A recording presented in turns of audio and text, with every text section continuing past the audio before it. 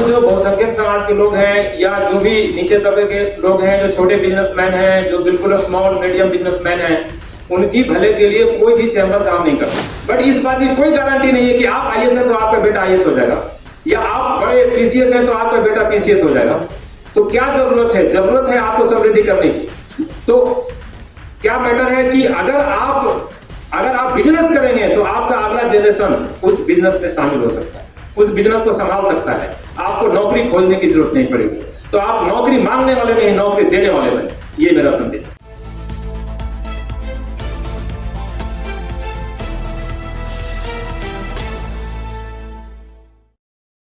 धन्यवाद।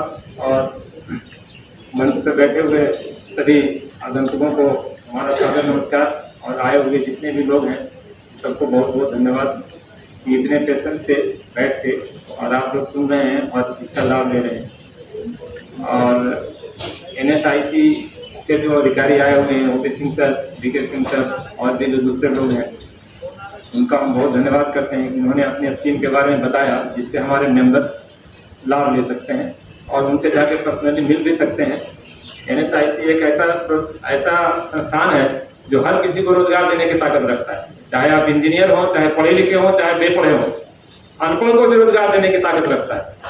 लेकिन हमारे में अवेयरनेस की कमी है, हम पहुंच नहीं पाते हैं, हम जा नहीं पाते हैं और हम उसका लाभ ले नहीं पाते। तो हमारी कोशिश है कि ये अवेयरनेस सब तक पहुंचाई जाए और सभी लोग इसका लाभ लें। दोस्तों, मैं बात करूंगा कुछ शक्ति के बारे में, SPCCI के बारे में, कि SPCCI से कैसे जुड़ें और कैसे हम इससे लाभ लें और कैसे अपना जीवन को और प्रगति के रास्ते पर ले जाएं। अक्सर सवाल पूछते हैं, दो सवाल बहुत महत्वपूर्ण होता है। एक सवाल तो ये पूछते हैं कि आपको ये चैम्बर ऑफ कॉमर्स बनाने की जरूरत क्या पड़ी? ऑलरेडी दुनिया भर के चैम्बर ऑफ कॉमर्स बने हुए हैं, कई सारे चैम्बर बने हुए हैं, तो आपने ये क्यों बनाए? तो इसके लिए मैं आपको स्पष्ट कर देना चाहता हूं कि जितने भी चैम्बर ऑफ कॉमर्स बने हुए हैं वो आपके लिए कोई काम नहीं करता। हम जो बहुसंख्यक समाज के लोग हैं या जो भी नीचे तबके के लोग हैं, जो छोटे बिजनेसमैन हैं, जो बिल्कुल स्मॉल मीडियम बिजनेसमैन हैं, उनकी भले के लिए कोई भी चैम्बर काम नहीं करता। तो जब आपके लिए कोई चैम्बर काम ही नहीं करता तो हमें एक नई चैम्बर बनाने की जरूरत पड़ी। और ये एक हमारा एक FAQ है जो काउंटर पे अवेलेबल है, रिसेप्शन काउंटर पे। इसको सब लोग लें और देखें कि ये चैम्बर ऑफ कॉमर्स क्यों बना। ये इसलिए बना कि जो छोटे तबके के बिजनेसमैन हैं वो भी कल को बड़े सपने देखें और बड़े बिजनेसमैन के रूप में बने। तो इसलिए ये चैम्बर ऑफ कॉमर्स की स्थापना जो की गई वो बहुसंख्यक और बहुत छोटे बिजनेसमैनों को साथ में ध्यान में रख के की गई। तो इसीलिए जो भी लोग पूछते हैं वो ये इसके बारे में पूरी डिटेल जानेंगे तो उनको समझ में आ जाएगा कि ये संस्था क्यों बनी। अभी बहुत दिन नहीं हुआ है, अभी ये दूसरी वर्षगांठ है, हमारी दूसरी एनुअल डे है जिसको हम लोग मना रहे हैं। तो 2 साल का बच्चा है और 2 साल का बच्चा जितना कर सकता है उससे अच्छा काम हम करने की कोशिश कर रहे हैं। दूसरा सवाल एक लोग पूछते हैं कि हम क्यों जुड़े आज, सबकी के मेंबर हम क्यों बने। पहले तो मैं आपको बता दूं कि सबकी के मेंबर बनने का तरीका क्या है, क्या कैटेगरी है हमारी, कैसे मेंबर हम इसका बन सकते हैं। इसकी 2 तरह की मेंबरशिप है, एक है शेयर होल्डिंग मेंबरशिप और एक non share holding membership. Share holding membership में सिर्फ फर्दर 2 कैटेगरी है, एक तो है 1,10,000 शेयर का और एक 20,000 शेयर का। 10 रुपए का शेयर है, 10,000 के शेयर लेने के लिए 1 लाख इन्वेस्ट करनी पड़ेगी और 20,000 का शेयर लेने के लिए 2 लाख इन्वेस्ट करनी पड़ेगी। मेंबरशिप फीस है 1 लाख वालों के लिए 25,000 साल का और 2 लाख वालों के लिए 50,000 साल का। ये जो मेंबरशिप है ये शेयर होल्डर के रूप में आपको शेयर इशू किया जाएगा, शेयर सर्टिफिकेट दिया जाएगा और आप इस कंपनी के मालिक होंगे, उतने तक का मालिक होंगे जितना शेयर आपके पास होगा। दूसरी कैटेगरी है नॉन शेयर होल्डिंग। जो नॉन शेयर होल्डिंग कैटेगरी है उसमें भी 2 तरह की कैटेगरी है, एक की मेंबरशिप फीस है 10,000 और दूसरे की मेंबरशिप फीस है 3,000। 10,000 उन लोगों के लिए है जो मीडियम क्लास के बिजनेसमैन हैं, जो मीडियम क्लास के बिजनेस करते हैं, और जो सबसे छोटे तबके के हैं उनके लिए 3,000 का। तो मिनिमम साल में 3,000 रुपए आपको देना है। आपको मेंबर बनने से 3,000 देने से 10,000 देने से या 1 लाख 2 लाख देने से क्या होगा, ये मैं आपको बताता हूं। होगा ये कि हम कोशिश कर रहे हैं कि हम जितने भी अपने कैटेगरी के, अपने बहुसंख्यक लोगों के बिजनेसमैन हैं, उनको एक दूसरे में आपस में जोड़ दें, एक दूसरे का नेटवर्किंग बना दें, ताकि एक दूसरे को जान जाए। अब एक दूसरे को जान के क्या होगा, एक दूसरे को जान के ये होगा कि हम किसी चीज के प्रोडक्ट बनाते हैं या सर्विस देते हैं, तो हमारे समाज में बहुत से लोग उसको, उस सर्विस का यूज करते हैं या वो प्रोडक्ट खरीदते हैं।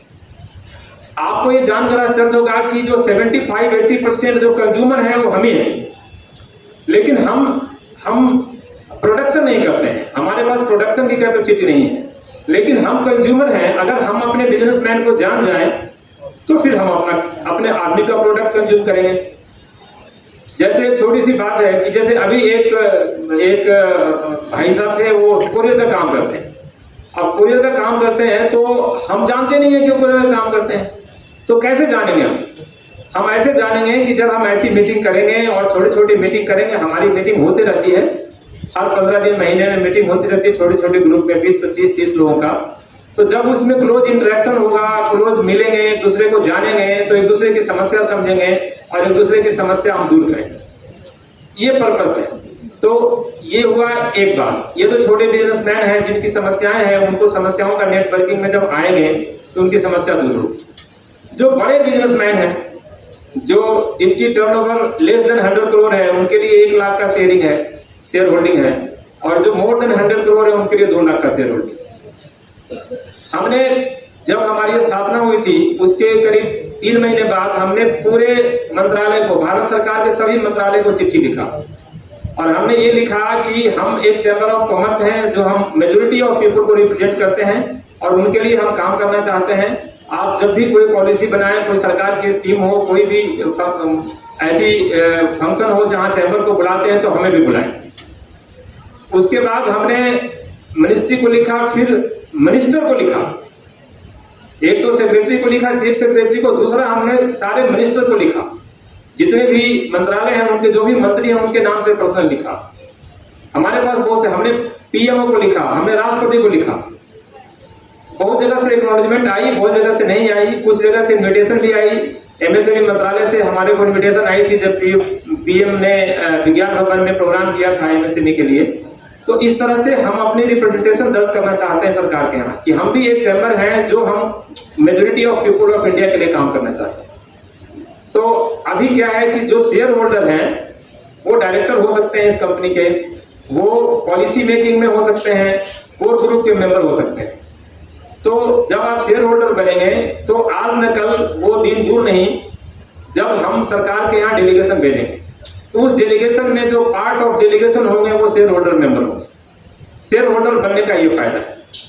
तो जो भी लोग शेयर होल्डर बनते हैं या जो भी बनेंगे, उनको प्लस पॉइंट ये है कि जब आप सरकारी अधिकारी से मिलेंगे और जब आप डेलीगेशन में जाएंगे, अपनी बात, अपने लोगों की समस्याओं की बात, अपने समाज के समस्याओं की बात आप सरकार तक पहुंचाएंगे। सरकार बजट बनाती है, बजट में पैसा खर्च करती है, 35 लाख करोड़ 40 लाख करोड़ का बजट बनता है। वो पैसा कहां जाता है, वो पैसा कहां जाता है, ये सरकार से पूछने वाला कोई नहीं है, क्योंकि जो चैम्बर हैं वो उन्हीं लोगों के हैं और उन्हीं के सहमति से पॉलिसी बनती है। हमारा प्रयास ये है कि उस पॉलिसी मेकिंग में हम भी शामिल हों, हमारे भी रिप्रेजेंटेटिव शामिल हों। ये बिगर ऑब्जेक्टिव है इस चैम्बर का। जो नीचे का ऑब्जेक्टिव है वो ये है कि छोटे छोटे बिजनेसमैन को हम कैसे हेल्प करें। जब हमारी नेटवर्किंग में शामिल होंगे तो एक दूसरे को जानेंगे तो उनकी हेल्प होगी। तो इसीलिए आप ये ना सोचें। और दूसरी बात कि आप मेंबर नहीं भी हैं तो भी हमारे फंक्शन में आ सकते हैं।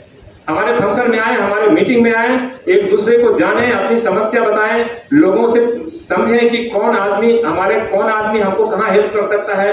तो ये एक बहुत बड़ा हेल्प होगा। ये हेल्प होगा, इसलिए आपको मेंबर बनना जरूरी है। मेंबर नहीं भी बनते हैं तो मीटिंग में आने में कोई मनाही नहीं है। छोटी मीटिंग होती है उसकी भी सूचना मिलेगी। आज जितने लोग आए हैं, एक SBCCI का जनरल व्हाट्सएप ग्रुप है, उसमें आपका नाम जुड़ जाएगा। उसमें जब मीटिंग होती है तो उसकी सूचना उसमें मिलती है। आप आए, ऐसा नहीं है कि आपके घर जाके कोई आपकी समस्या सुलझाएगा। आपकी समस्या है तो आपको खुद ढूंढनी पड़ेगी अपना समाधान। खुद कैसे ढूंढेंगे? जब एक नेटवर्किंग से मिलेंगे, जब एक ग्रुप से जुड़ेंगे तो आपको 10 लोग जानेंगे, तो आपकी समस्याओं की चर्चा होगी, तो 10 लोग आपकी समस्याओं को सुनेंगे तो आपकी समस्याओं का समाधान होगा। इसीलिए ऐसा नहीं सोचें कि हम क्यों जुड़े और क्या हमको जुड़ने से क्या फायदा है। देखिए, आज जो आप आम खाते हैं वो पेड़ आपने नहीं लगाई, लेकिन आप आम का मजा ले रहे हैं। आज आप रिजर्वेशन का मजा ले रहे हैं, रिजर्वेशन लड़ाई आपने नहीं लड़ी।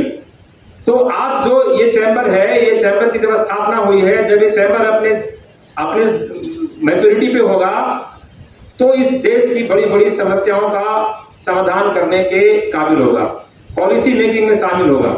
इसीलिए आपको ये ध्यान रखना है कि हम अपने लिए नहीं तो आने वाली पीढ़ी के लिए, अपने नौजवान साथियों के लिए, अपने यंग ब्रिगेड के लिए, या अपना जो महिला उद्यमी है उनके लिए कुछ ऐसा प्लेटफॉर्म बनाएं जहां आकर के सब लोग अपना सॉल्यूशन देखें कि यहां से हमको कुछ ना कुछ सॉल्यूशन मिल सकता है। इसलिए आपको जुड़ना जरूरी है। और किसी भी संस्था की ताकत उसके मेंबर होते हैं। आप समझ लें, हमारी इतनी संख्या है देश में, इतनी आबादी है हमारी, जिस दिन हम लाख मेंबर हो जाएं, लाख से ऊपर मेंबर हो जाएं, उस दिन सरकार को हमारी बात सुननी पड़ेगी। आपको ये समझना होगा। आपको कोई बहुत देर तक इग्नोर नहीं कर सकता।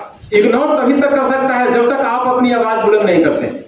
जिस दिन सरकार को समझ में आ जाएगी कि ये कोई ताकत है, इसके लाख मेंबर हैं और हमारे मेंबरों की रिप्रेजेंटेशन सरकार के यहाँ होगी, तो हम हिसाब पूछेंगे कि आप जो बजट लाते हैं, जो टैक्स का पैसा है, वो कहाँ खर्च करते हैं। ये पैसा जो खर्च करते हैं वो हमारे मेंबरों पे कितना खर्च होता है, हमारे बहुजन आबादी पे कितना खर्च होता है। 40 लाख करोड़ का ठेका देती है सरकार, पब्लिक कॉन्ट्रैक्ट 40 लाख करोड़ का। उस 40 लाख करोड़ में आपको जान के आश्चर्य होगा कि हमारे बहुजन संख्या, जिसकी संख्या मोर देन 75% है, 85% है, उसकी 5% भी हिस्सेदारी नहीं है। तो आप सोचिए कि ये पैसा कहां जाता है। तो हमारी आर्थिक स्थिति कैसे सही होगी, हम कैसे आर्थिक रूप से मजबूत होंगे, जब हमको बिजनेस में हिस्सेदारी नहीं मिलेगी, जब हमको सरकारी बजट में हिस्सेदारी नहीं मिलेगी, जब सरकारी बजट का पैसा हम तक नहीं पहुंचेगा, हम उसके कॉन्ट्रैक्ट में शामिल नहीं होंगे, हम उसके बेनिफिशियरी नहीं होंगे, तो हमारे जीवन स्तर कभी ऊपर नहीं उठ सकता। और जीवन स्तर ऊपर नहीं उठेगा तो हमारा नेक्स्ट जनरेशन की हालत ठीक नहीं होगी।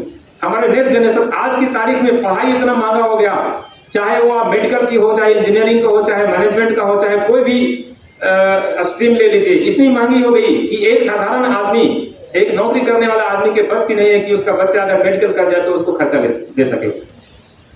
तो ये जीवन स्तर कैसे उठेगा? ये जीवन स्तर उठेगा बिजनेस से, उद्यम से उठेगा। जब हमारे लोग बिजनेस में आएंगे, धीरे धीरे जब उनको समझ आएगा कि बिजनेस में नौकरी तो एक आखिरी साधन है कि नौकरी हम कर सकते हैं अपने जीवन यापन के लिए, अपने जीवन यापन करके अपने बच्चों को एक लेवल तक पढ़ा लिखा सकते हैं। लेकिन अगर आप बिजनेस करते हैं तो बिजनेस की कोई लिमिट नहीं है। बिजनेस में आप कहीं भी पहुंच सकते हैं। आपको एक नंबर ऑफ एग्जाम्पल मिल जाएंगे जिन्होंने नौकरी छोड़ के अपना बिजनेस करा और कहां से कहां पहुंच गए। हमारे पास बैठे हुए हैं डॉक्टर सज्जान साहब, वो भी नौकरी करते थे। अगर वो भी जिंदगी भर नौकरी करते रहते, उनकी नौकरी का कोई खतरा नहीं था, लेकिन नौकरी छोड़ के अपनी बिजनेस करी और एक सफल बिजनेसमैन है आज की तारीख में। तो मैं ये कहना चाहता हूं कि बिजनेस की तरफ ध्यान दें और आप नहीं तो अपने अगली पीढ़ी को इस बात के लिए प्रेरित करें कि वो बिजनेस करें, नौकरी नहीं करें। देखिए, आप कितनी भी बड़ी नौकरी करें, आप आईएएस बन जाएं, लेकिन आपका बेटा आईएएस नहीं बनेगा, इसकी गारंटी नहीं है। कोई बन सकता है आईएएस, बट इस बात की कोई गारंटी नहीं है कि आप आईएएस हैं तो आपका बेटा आईएएस हो जाएगा, या आप बड़े पीसीएस हैं तो आपका बेटा पीसीएस हो जाएगा। तो क्या जरूरत है? जरूरत है आपको समृद्धि करने की। तो क्या मैटर है कि अगर आप बिजनेस करेंगे तो आपका अगला जनरेशन उस बिजनेस में शामिल हो सकता है, उस बिजनेस को संभाल सकता है। आपको नौकरी खोजने की जरूरत नहीं पड़ेगी। तो आप नौकरी मांगने वाले नहीं, नौकरी देने वाले बने। ये मेरा संदेश। Thank you.